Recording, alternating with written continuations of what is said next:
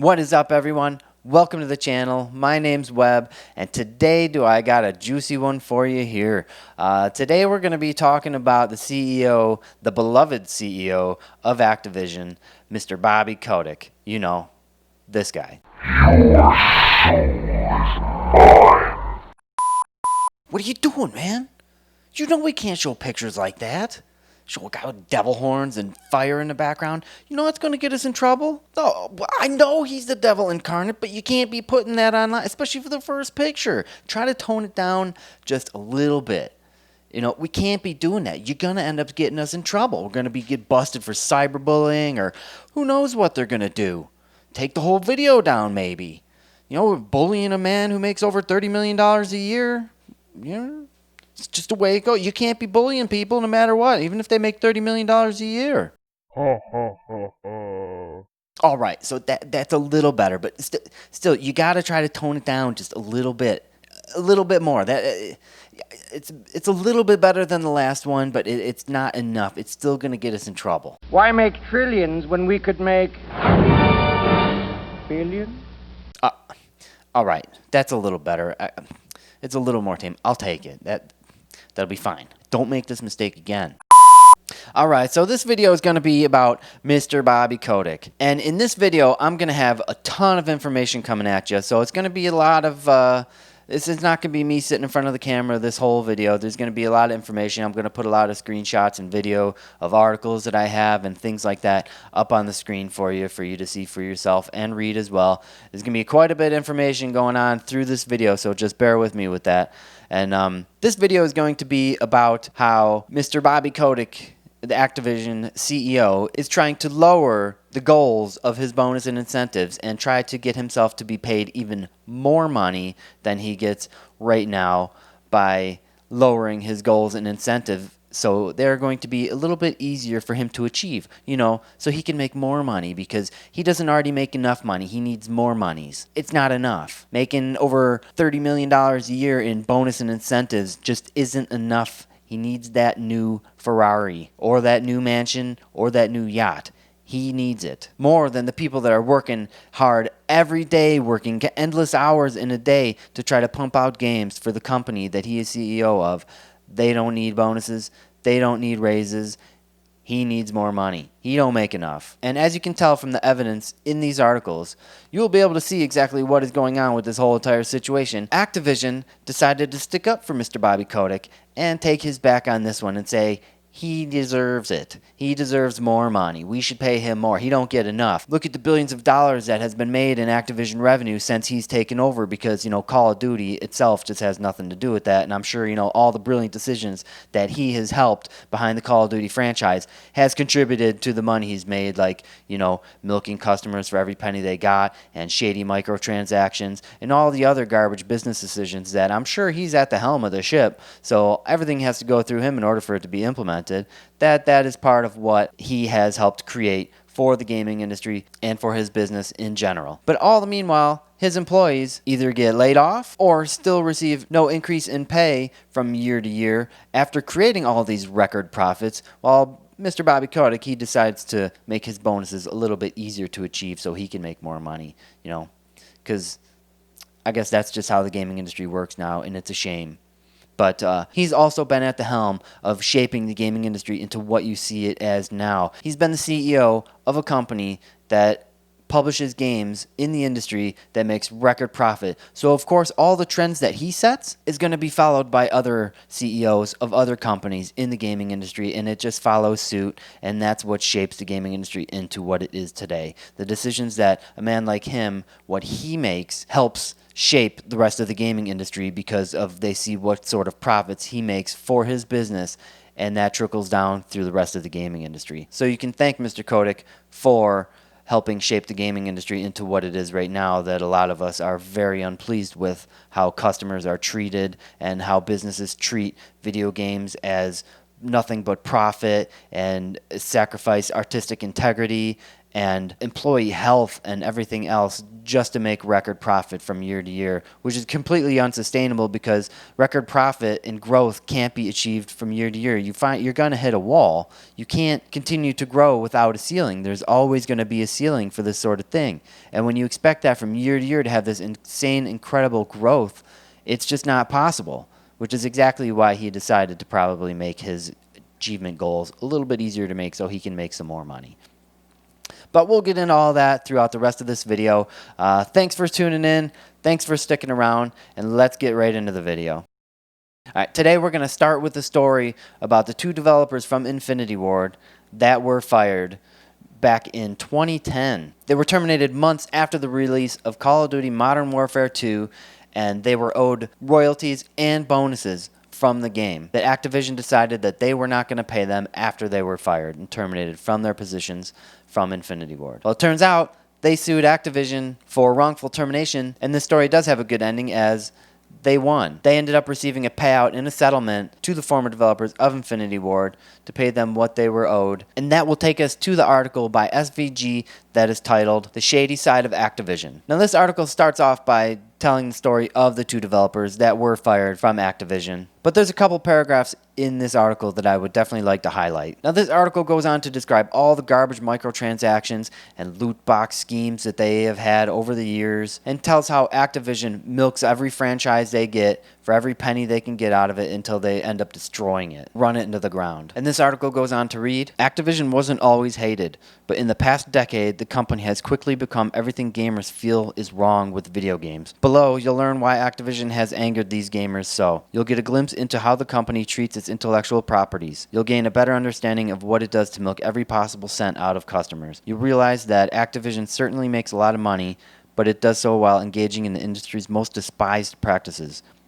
And in order to keep that growth train chugging, the company has had to make some pretty seedy decisions. It's time for you to learn about them. Bobbykotick is a name that doesn't engender a lot of love in the video game world. Before becoming the CEO of Activision Blizzard, he was simply the CEO of Activision. His approach is effective. Activision Blizzard makes a lot of money after all, but it turns a lot of people off. It's almost as he could care less about video games themselves. Instead, he focuses on the money. And that is quite obvious from what you've seen with Activision over the years.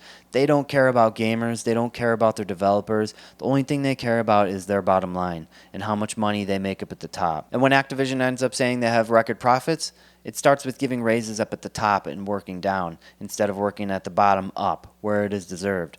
You know, the developers that make these games and work super hard to get these games out for us with the time frames that they're given and the money that they're given. The article goes on to read, back in 2017, Activision was granted a patent that could make even the most cynical gamer drop his or her jaw. It covered a microtransaction system that basically placed players who owned microtransaction into matches favorable to them. The end goal of the system would be able to make the player without the microtransaction feel so bad that they feel compelled to pull out their credit card and get some of that downloadable loot. So as you can see, they not only do they implement scummy transactions in their games, they have also been a part of creating patents and literally making mechanics built into their matchmaking system to try to get people to pay money for, let's just say, for pay-to-win items in their game. And I quote, "We have a real culture of thrift. The goal that I had in bringing a lot of the packaged goods folks into Activision about 10 years ago was to take all the fun out of making video games." Yeah, so take the fun out of making video games so you can make all of your employees miserable while they're at work. That makes a lot of sense. Let's make everybody miserable at work so, you know, you come to work not wanting to be there and you make a worse product because of that.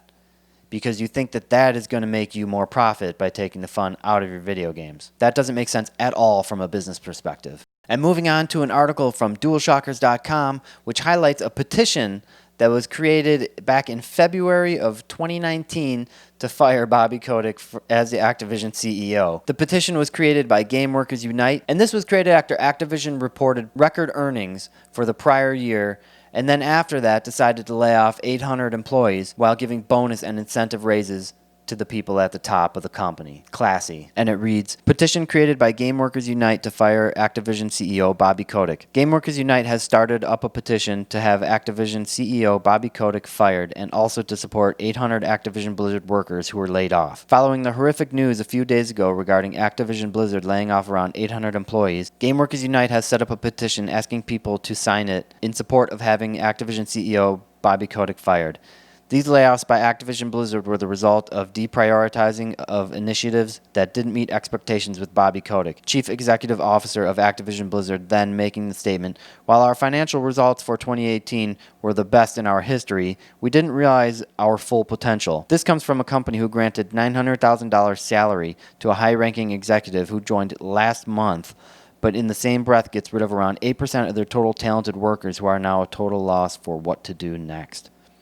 So as you can see, the article states that they made record profit and still decided to lay off 800 employees of their workforce. But these articles are just to give you a background on Activision in case you're not fully caught up with what has happened with all the controversy they've been through in the past, leading up to the news that's going on now. Which brings me to an article by GameSpot.com, which states, Activision defends Bobbykotick's salary as shareholder calls for changes to his pay. CEO Bobbykotick was paid more than $30 million in 2019, and one of the company's shareholders believes it was too much.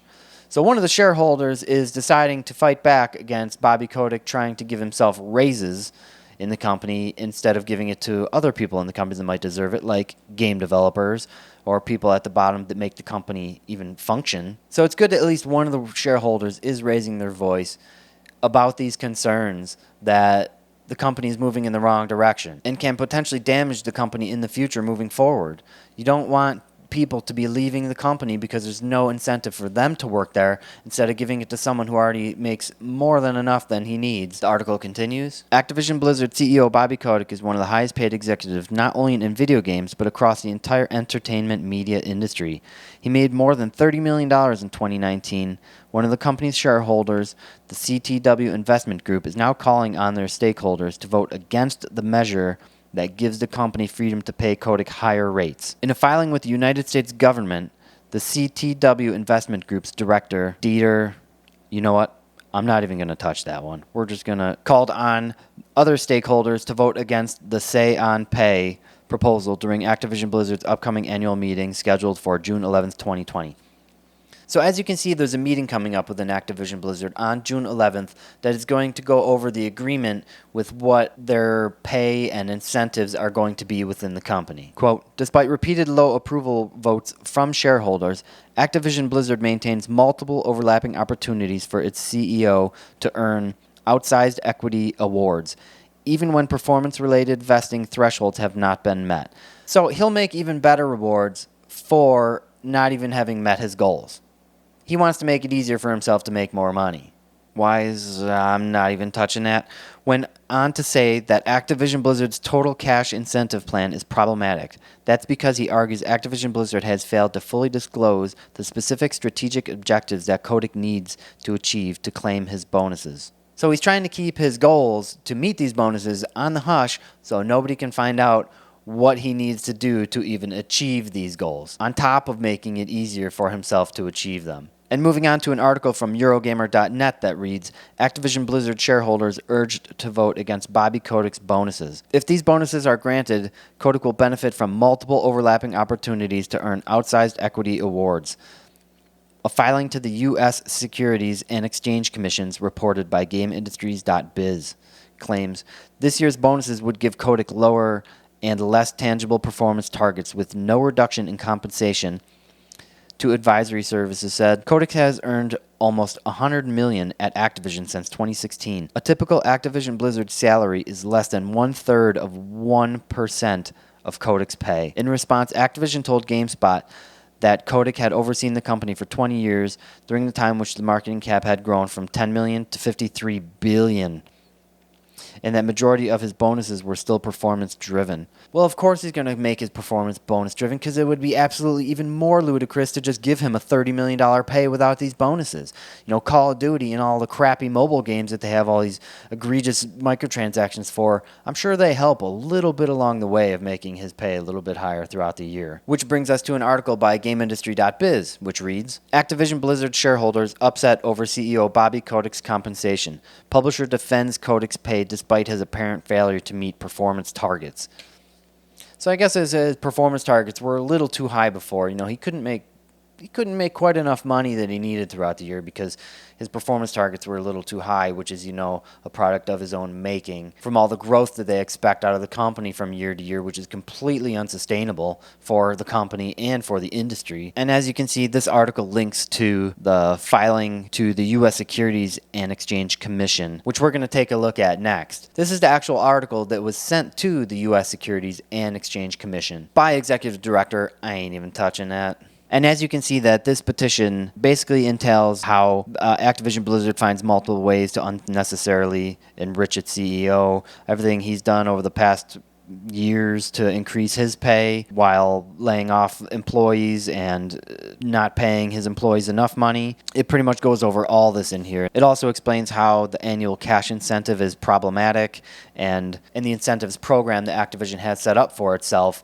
is giving the ability for him to pay himself so much money through just bonus and incentives, which having his annual pay at such a low rate compared to what he, well, yeah, low for a couple million, but a low rate compared to what he actually makes in bonuses and incentives through the company. And I know this has been quite a bit of information to get through to get to this point, but it's all necessary to see the scope of what is actually going on with this current issue within Activision and with this meeting coming up that they have on the 11th, which we are going to get into right now. On the Activision Blizzard website, you will see the Notice of 2020 Annual Meeting of Stockholders and Proxy Statements. Now, this is in a PDF form, and I'm going to put it on the screen for you to take a look through so you can see exactly how long it is. And there is a ton of information about the company's pay and all that in here, and it's almost impossible for me to go through it all and decipher everything for you, but I did dig through it quite a bit and find some good information on you know, what Mr. Kotick is being paid every year, because it's all public information. It'll tell you all inside of this PDF as to what he made from what incentives and what his actual pay is and everything. And we're going to take a look through some of it here. Let's get into it. First, it starts off with a letter from Mr. Kotick himself that is titled, Dear Fellow Stockholders. This is basically just an invitation from him inviting all the stockholders to come to the meeting on Thursday, June 11th to make this vote. Of course, he's got to butter them up a little bit before he gets their vote. That's pretty much what this opening letter is him painting a pretty smile for the stockholders. And along in this PDF, you will find this. It is the summary of compensation paid to our named executive officers in 2019. And it lists Mr. Kotick up there with a total of $30.1 million profit last year of 2019. As you can see, his actual salary from the year, his base salary, we'll put it at. It's very complicated how his total salary throughout the year is paid out because, of course, that's easy. So it's not just flat out, yeah, I'm making $30 million a year, so, you know, let's pay our employees, you know, less than 1% of that. But as you can see here, his annual salary for the year was $1.7 million. Stock awards was $6.2 million. Option awards was $19.1 million. And non-equity incentive plan was, it was only a mere $2.8 million. And you know, all other compensation for whoever knows what that is was only $88,000, because you know that's still more than some of the salaries that are being paid to developers. And the following page reads: Net revenues were $6.5 billion. Net revenues from digital channels were $4.9 billion and were 76% of overall net revenues. Operating income was $1.6 billion. And operating cash flow was $1.83 billion. There's also a little bit of information about Call of Duty and World of Warcraft on this page. If you'd like to get all the information they have on that, you could read through here. And next, that brings us to the overall pay per performance chart. As you can see, the CEO total compensation is 94% performance-based. 94% of his earnings are based off bonuses and incentives. As I said before, because that would just look silly if he was paid $30 million outright. And following that, it'll show his base salary, which is $1.7 million. million. And this next one's an interesting one that shows a salary compensation table. And as you can see, it'll show here for 2017, 2018, and 2019. Salary has just about remained the same with no bonus, but be real, who needs a bonus when you're making $30 million? Because when you can just throw that all into incentives, then what do you need a bonus for? But after that, it reads stock awards. And let's check out 2017, where he had 19.5 million in stock awards. And then that abruptly changed in 2018. But if you look at what's next to that, the option awards, the 19 million went down to 4.4 million, but the 7.4 million shot up to 19 million in option awards because he could make more money out of the option awards by bonuses and incentives and things like that instead of just having it in straight stock. Well, just in case, who knows? What if the stock drops like it does all the time, especially when they do something stupid? So why have all that instability in the stock when you can just have it in bonus and incentives that you can guarantee yourself every year, especially by keeping your targets low? And as you can see, the total payout for 2017 is 28.6 million, 2018 is 30.8 million, and 2019 was 30.1 million. So of course you wouldn't really put it past Activision to defend this sort of thing, that, you know, their CEO's making $30 million. They apparently think that's an okay thing. They probably would fight to give him more money as well, because that's just how it works. But for them to actually sit here and defend him making enough money while apparently thinking that it's okay to just lay off employees and keep their pay incredibly low while trying to work them even harder to get video games out on time. But that seems a little bit unfair in a logical thought process. And I have two more bits of information to show you, so stick with me here. And next we got the employment agreement that we're going to go over. And this basically states that their employee agreement was October 1st, 2016 and is good through December 31st, 2021. So apparently he has a contract that is good through December of 2021 for the company. And it continues to go on his base salary, annual bonus, and equity rewards. I got one more piece of information from this PDF that we're going to go over, and well, I'll let you draw your own conclusions from this one. And this states the potential payments upon termination or change of control.